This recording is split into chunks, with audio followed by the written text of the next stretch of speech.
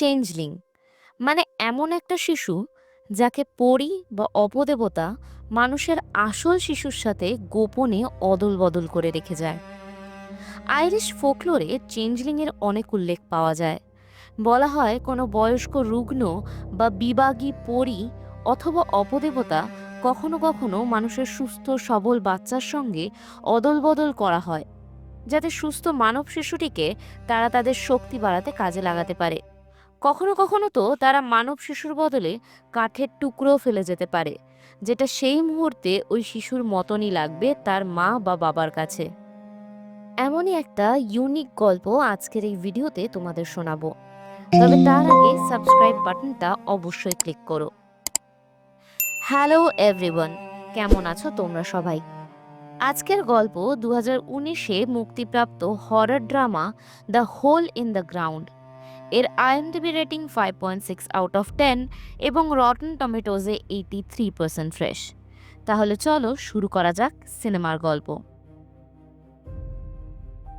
Cinema শুরু হয় সারা এবং তার বছর দশেকের ছেলে ক্রিসকে দেখিয়ে। সারা ওর অ্যাবিউজিভ স্বামীকে ছেড়ে ছেলেকে নিয়ে পালিয়ে এসেছিল দূর আইরিশ কান্ট্রি সাইডে, যেখানে যেদিক চোখ যায় সেদিকেই সবুজ গাছের সারি। রীতিমতো অন্ধকার করে রেখেছে নিচের মাটিটাকে। নিজের গন্তব্যে পৌঁছানোর আগেই সারার অ্যাক্সিডেন্ট হতে যাচ্ছিল, কারণ রাস্তার মাঝখানে দাঁড়িয়ে ছিল নোরেন। নোরেন সারারই একজন প্রতিবেশী বৃদ্ধা, যার মাথার অবস্থা খারাপ হয়ে গেছে ছেলে মারা যাবার পর থেকেই। ওকে বাঁচাতে গিয়ে সারার গাড়ির সাইড মিররটাও ভেঙে গেছিল প্রথম দিনই। দিনের শুরুটা এভাবে হলেও সারা ঘরে ঢুকে ক্রিসকে কিছু খেতে দিয়ে নিজেই ঘরটাকে টুকটুক করে সারাতে লেগে পড়ে, কারণ লোক লাগিয়ে কাজ করানোর মতন টাকা এখন ওর পকেটে ছিল না। কিন্তু সেখানেও বাদ সাধলো একটা মাকড়সা এসে। ক্রিস মাকড়সা খুব ভয় পেত, কিন্তু তাও ওর মা ওকে দয়া শেখানোর জন্য মাকড়সাটাকে একটা কাচের শিশিতে ভরে বাইরে জঙ্গলে ফেলতে যায়। এতে লাভের থেকে লোকসান হয় বেশি, কারণ ক্রিস ওর মার সাথে ঝগড়া শুরু করে। ও বলে বাবা থাকলে সে আমার কথা ভেবে মাকড়সাটাকে মেরেই ফেলতো, যাতে ও আবারও ঘরে না ফিরে আসতে পারে। তাই ক্রিস নিজেই মাকড়সাটাকে পা দিয়ে পিষে ওর মা সারাকে মিথ্যেবাদী বলে জঙ্গলের দিকে ছুট মারে, কারণ সারা বলেছিল বাবা নিজের গাড়ি নিয়ে ওদের পেছনেই আসছে। কিন্তু ক্রিস বুঝে গেছিল ওর বাবা আর এখানে আসবে না। সারাও ছেলের পিছু নিয়ে গভীর জঙ্গলে ঢুকে পড়ে। বেশ কিছুটা ভিতরে ঢুকেই ও থমকে দাঁড়িয়ে পড়ে, কারণ সামনেই ছিল একটা বিশাল গর্ত। দেখলে মনে হবে যেন কোনো উল্কা এসে পড়েছে। হঠাৎ পেছন থেকে ক্রিসের গলার আওয়াজ আসে, মা, সরি, আমার এরকম বলা ঠিক হয়নি। সারা ছেলের কথা শুনে ওকে জড়িয়ে ধরে। ও বলে, এরম আর কখনো করো না বাবা। ক্রিস গর্তটা দেখিয়ে ওর মাকে জিজ্ঞেস করে, মা এটা কি? সারা সেটার কোনো উত্তর না দিয়েই ওকে বাড়িতে নিয়ে যায়। নতুন জায়গায় নতুন স্কুলে ক্রিস ঠিক এখনো মানিয়ে উঠতে পারেনি। ওর মা ওকে বলে কিছু নতুন বন্ধু বানাতে, কিন্তু ক্রিস জানায় ওর ভালো লাগে না এখানে এসে নতুন বন্ধু বানাতে। তবে সারার কিন্তু কিছু পুরনো বন্ধুদের সঙ্গে একটা ছোট্ট গেট টুগেদার ছিল সন্ধেবেলা। সেখানেই ওর বন্ধু লুইসের মুখে নরেনের গল্প শোনে। সেই নরেন যে হঠাৎই সারার গাড়ির সামনে চলে এসেছিল প্রথম দিন। লুইস জানায় ও এবং নরেনের ছেলে জেমস একই সাথে একই স্কুলে পড়তো। হঠাৎ একদিন নরেন পাগলের মতন চিৎকার করতে করতে এবং ভুলভাল কথা বলতে বলতে স্কুলে ঢুকে ওদের ক্লাসে ঢুকে পড়ে এবং 3জন সিকিউরিটি ডেকে তাকে প্রিন্সিপালের ঘরে আটকে রাখতে হয় পুলিশ আসা পর্যন্ত। নরেনের মাথা খারাপ হয়ে গিয়েছিল, তাই তাকে বেশ কিছু মাস হসপিটালে পাঠানো হয়। জেমসও তখন স্কুল থেকে ছুটি নিয়েছিল। তবে শোনা যায় নরেন ফিরে আসার পর ওরই হাতে একদিন একটা কার অ্যাক্সিডেন্টে ওর ছেলে জেমসের মৃত্যু হয়। রাতে সারা এসব কথা চিন্তা করছিল যখন হঠাৎ দরজার শব্দে ওর তন্দ্রাচ্ছন্নতাটা কেটে যায়। ও ছুটে ক্রিসের ঘরে গিয়ে দেখে ক্রিস নেই। নিচের দরজাটা হাওয়ার দাপটে তখনও খুলছে আর বন্ধ হচ্ছে। সারা বুঝতে পারে ক্রিস হয়তো বাইরে বেরিয়েছে, তাই ও এক পা দুপা করে জঙ্গলের দিকে যায়। কিন্তু ও ভয়ে বেশি দূর এগোতে পারে না। সারা ছুটে ঘরে ফেরত আসে এবং পুলিশকে ফোন করতেই আবার পেছন থেকে আওয়াজ আসে, মা। সারা ক্রিসকে দেখে জিজ্ঞেস করে, কোথায় গেছিলে? উত্তরেও বলে, কোথাও তো না, এখানেই তো ছিলাম। অগত্যা সারার মনে হতে থাকে ও নিজেই হয়তো ঠিক করে চেক করেনি ক্রিস আছে কিনা। ও নিজেই নিজেকে দোষী ভাবে এবং ডাক্তার দেখায়। ডাক্তারও সারাকে এই অ্যাংজাইটি দূর করার জন্য কিছু ওষুধ দেয়। এর ঠিক পরপরই সারা যখন ক্রিসকে স্কুল থেকে আনতে যায়, তখন দেখে ক্রিস সেখানে সবার সাথে খুব ভালোই মিশে গেছে। এটা সারার বেশ ভালো লাগে। তবে বাড়ি ফেরার সময় মিসেস নরেন আবারও ওদের গাড়ির সামনে এসে দাঁড়িয়ে পড়ে। নরেনকে সরতে বলায় ও সারাকে বলে, এটা তোমার ছেলে নয়। তারপরেই নরেন আরও পাগলামো শুরু করে দেয়। ও সারার গাড়ির কাছে নিজের মাথা ঠুকে ফাটিয়ে দিয়ে ক্রিসকে বলে, এটা তোমার ছেলে নয়। তখনই নরেনের স্বামী মিস্টার ডিয়াস ব্র্যাডি এসে নরেনকে সামলায় এবং সারাও ক্রিসকে নিয়ে ওখান থেকে সরে যায়। পরের দিন সারা ওর ছেলেকে স্কুলে ছাড়তে গেলে ও আগে মিসেস নরেনের সঙ্গে দেখা করতে যায়। কিন্তু সেখানকার দৃশ্য দেখে সারার আরও বেশি ঝটকা লাগে, কারণ বাড়ির বাগানের মাটির নিচে মাথা গোজা অবস্থায় পড়েছিল মিসেস নরেনের সাদা হয়ে যাওয়া নিথর দেহ। সারা এই ঘটনার পর যেন আরো কেমন একটা হয়ে ওঠে। ওর হ্যালুসিনেশন হতে থাকে ক্রিসকে নিয়ে। ওর নিজের ছেলেকেই একটু অন্যরকম লাগছিল, যেন ওর ভেতরের সত্তাটা পরিবর্তন হয়ে গেছে। ও ঠিক আগের সেই ক্রিস নেই। সেদিন সারা মিসেস নরেনের ফিউনারালে গেছিল তাদের বাড়িতেই। ওখানে ওর চোখে পড়ে মিসেস নরেনের বাড়ির সব কাঁচের আয়নাগুলো কালো কাপড় দিয়ে ঢাকা। সারা ভাবে এটা হয়তো ওদের কোনো রেওয়াজ হবে, তাই ব্যাপারটাকে বেশি পাত্তা দেয় না। কিন্তু দেওয়ালে টাঙানো জেমসের ছবি দেখার পর ও মিস্টার ডিয়াসকে জিজ্ঞেস করে, মিসেস নরেন কেন বলেছিল ক্রিস আমার ছেলে নয়, অন্য কেউ? উত্তরে মিস্টার ডিয়াস বলে, নরেন হঠাৎই এরকম হয়ে গেছিল।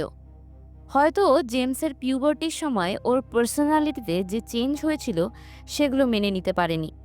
ওর খালি মনে হতো এটা ওর ছেলে নয়, বরং অন্য কেউ। কিন্তু একদিন সন্ধ্যের অন্ধকারে মিস্টার ডিয়াজের গাড়িতে জেমসের অ্যাক্সিডেন্ট হয় এবং জেমস ওখানেই শেষ হয়ে যায়। নরেন তারপর থেকে একদমই পাগল হয়ে ওঠে। তাই ক্রিসকে দেখেও হয়তো ওর জেমসের কথা মনে পড়ে যায়, আর ও ক্রিসকেও একজন ইম্পোস্টার বা ছদ্মবেশী ডাকে। কিন্তু এই পৃথিবীতে সব দোষটাই দুর্বলকেই দেওয়া হয়। তাই রুমার্স ছড়িয়ে পড়ে যে মিসেস নরেনই পাগলামোর জন্য নিজের ছেলে জেমসকে মেরে ফেলেছে। সন্ধেবেলায় জঙ্গলের রাস্তা থেকে হেঁটে ফেরার সময় সারা সেই গর্তের সামনে ক্রিসের পুতুলটা পড়ে থাকতে দেখে। ও ক্রিসকে অনেকবার একা একা এই জঙ্গলে আসতে বারণ করেছিল। তাই সন্ধেবেলা খেতে বসে ক্রিস যখন ওর অপছন্দের স্প্যাগেটিটাও খুব মন ভরে খাচ্ছিল, তখন সারা ক্রিসকে জিজ্ঞেস করে ও কেন একা জঙ্গলে গেছিল। ক্রিস উত্তরে বলে ও যায়নি। কিন্তু স্যারাও ছাড়ার পাত্রী নয়। ও বারবার ক্রিসকে মিথ্যে বলতে মানা করে। এতে ক্রিস রেগে গিয়ে টেবিলটা ওর মায়ের দিকে ঠেলে দেয়। সারা এতে একদম অবাক হয়ে যায়। একটা বাচ্চা ছেলের পক্ষে কিভাবে এত ভারী টেবিলটা ঠেলে দেওয়া সম্ভব হলো। সেই রাতেই হঠাৎই ক্রিসের ঘর থেকে ওর পায়ের শব্দ পেয়ে স্যারা দরজার ফাঁক দিয়ে ক্রিস কি করছে দেখতে থাকে। তখনই অদ্ভুত কিছু ঘটনা ঘটে। যে ক্রিস মাকড়সা দেখলে চেঁচিয়ে বাড়ি মাথায় করত, সেই মাকড়সা ধরার জন্য ছোটাছুটি করছে, আর মাকড়সাটা হাতে এলেই সেটা টপ করে মুখে পুরে দিল। ক্রিসের পুরো শরীরটা যেন অদ্ভুতভাবেই মোচড় দিচ্ছিল। সারা ব্যাপারটাতে খুব ভয় পেয়ে যায়। ও ছুটে নিজের ঘরে চলে যায়। কিন্তু ক্রিসও পিছনে এসে জিজ্ঞেস করে, মা, তুমি কি আমার ঘরের বাইরে দাঁড়িয়েছিলে? ভয়ে সারা উত্তরে বলে, না তো, আমি তো বিছানাতেই শুয়ে আছি। পরের দিনই সারা ক্রিসকে ডাক্তার দেখায়, যাতে মাকড়সা খেয়ে ওর কোনো শারীরিক সমস্যা না হয়। রাতে সারা আবার হ্যালুসিনেট করে যে ক্রিস দুটো আঙুল দিয়ে ওর কপালের কাটা দাগটাকে আরো ওপেন করে দিচ্ছে। এবার বলাই বাহুল্য, ক্রিসকে সারা ভয় পেতে শুরু করেছিল। তাই ক্রিসের স্কুলের ফাংশনেও সারার মনে হচ্ছিল স্টেজে দাঁড়িয়ে থাকা যে ছেলেটা ওর দিকে একদৃশ্যে তাকিয়ে আছে সেটা ওর নিজের ছেলে নয়। ভয়ে ও হঠাৎই ফাংশন ছেড়ে পালায় এবং লুইস সামনে এসে পড়ায় ও বলে ওটা আমার ছেলে নয়, এবং ও ক্রিসের কাছ থেকে পালিয়ে বেড়াতে শুরু করে। সারা সন্দেহের বশে ক্রিসের ঘরে অনেক আগেই একটা ভিডিও রেকর্ডার লুকিয়ে রেখেছিল। ও বাড়ি গিয়ে সেটা দেখে মিস্টার ডিয়াজের বাড়িতে যায়। মিস্টার ডিয়াজ বলেন নরেন ওকে রোজ আয়নায় দেখত, চেক করতো যে উনি মিস্টার ডিয়াজই কিনা। এরকম টানা 30 বছর নরেন করেছে, আর সেজন্যেই এই আয়নাগুলোকে পরে কালো কাপড়ে ঢেকে রেখেছিল।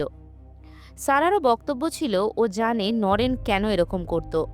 ও মিস্টার ডিয়াজকে ভিডিও ক্যামেরাটা হাতে দিয়ে দেখায় যে ক্রিস আর ক্রিস নেই, ঠিক যেভাবে জেমস বদলে গেছিল ক্রিসও বদলে গেছে।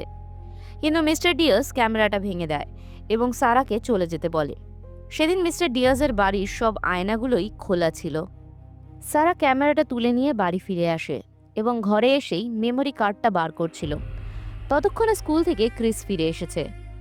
ওর মাকে জিজ্ঞেস করে সারা কেন এভাবে ওকে একা ফেলে স্কুল থেকে চলে এসেছিল। সারা বলে ওর শরীর খারাপ লাগছিল তাই। ক্রিস ওর মাকে জড়িয়ে ধরে বলে ওকে ছেড়ে না যেতে, ওর মাকে খুবই ভালোবাসে।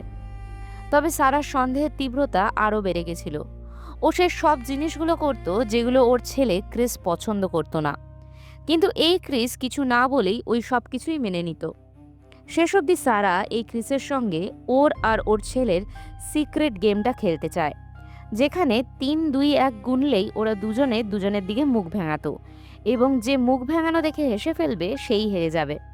কিন্তু এইবার 3, 2, 1 বলার পরেও ক্রিসের চোখের পাতাও পড়ে না। তখনই সারা বলে ওঠে তুই আমার ছেলে নোস। ক্রিস চোখে জল এনে মাকে ব্ল্যাকমেল করতে গেলেও সারার একই কথা ছিল, তুই আমার ছেলে নোস। তখনই ক্রিস বুঝে যায় ও সারার কাছে ধরা পড়ে গেছে। রাগে ও সারাকে রীতিমতো ঘরের মধ্যে এদিক ওদিক ছুঁড়ে ফেলতে থাকে। সারাও এত মার খেয়ে ওখানেই অচৈতন্য হয়ে যায়।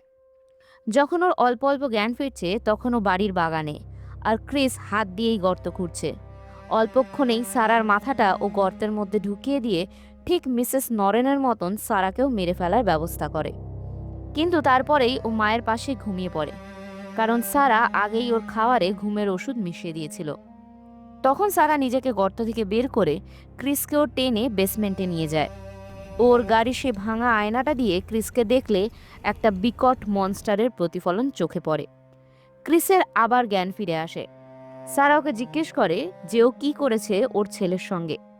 তখনই এই ক্রিস সারাকে আবার অ্যাটাক করে, কিন্তু সারা কোনো মতে ওকে মেরে বেসমেন্টেই আটকে দেয়।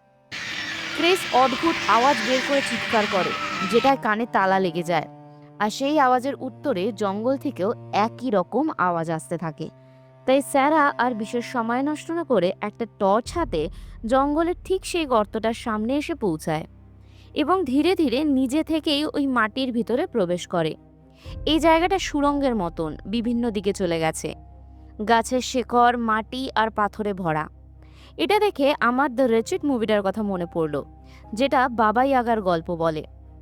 আই বাটনে আর নিচের ডেসক্রিপশনের লিঙ্কে ওটা দিয়ে রাখলাম, ইচ্ছা হলে ওটাও চেক আউট করো। যাই হোক, সারা ক্রল করে সুড়ঙ্গের মধ্যে দিয়ে একটা গুহার মতন জায়গায় পৌঁছায়, যেখানে ও গাছের শেকড়ে বাঁধা মাটিতে পোতা অনেকগুলো পাঁজরের মাঝে ক্রিসকেও অচৈতন্যভাবে পড়ে থাকতে দেখে। ও ক্রিসকে সেখান থেকে তুলে নিয়ে যখনই সুড়ঙ্গে ঢুকতে যাবে তখনই ওখানে থাকা চেঞ্জলিংগুলো জেগে ওঠে।